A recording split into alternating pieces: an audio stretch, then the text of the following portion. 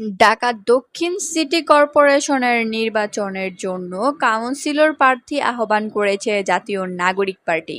এনসিপির দপ্তর সম্পাদক মোহাম্মদ আসিফ উদ্দিন সম্রাট স্বাক্ষরিত এক বিজ্ঞপ্তিতে এই প্রার্থী আহ্বান করা হয়।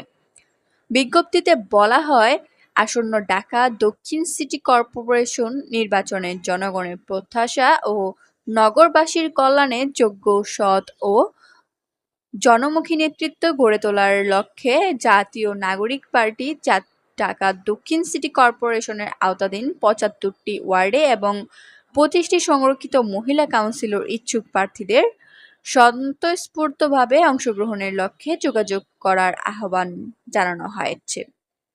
এতে আরও বলা হয়, জাতীয় নাগরিক পার্টি বিশ্বাস করে যে নগর পরিচালনায় দক্ষ, সৎ ও জনগণের সাথে নিবিড়ভাবে সম্পৃক্ত নেতৃত্বই একটি আধুনিক, বাসযোগ্য ও জবাবদিহিমূলক শহর গঠনে প্রতিজ্ঞাবদ্ধ।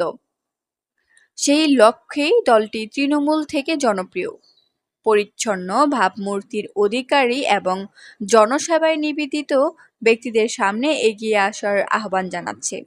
প্রার্থী হিসেবে আগ্রহী ব্যক্তিদের নিম্নোক্ত গুণাবলী ও যোগ্যতা থাকা বাঞ্ছনীয়: জনসেবামূলক কর্মকাণ্ডে সক্রিয় অংশগ্রহণের অভিজ্ঞতা, সৎ, স্বচ্ছ ও দায়িত্বশীল নেতৃত্বের মানসিকতা, নিজ নিজ ওয়ার্ডে সামাজিক গ্রহণযোগ্যতা ও জনপ্রিয়তা।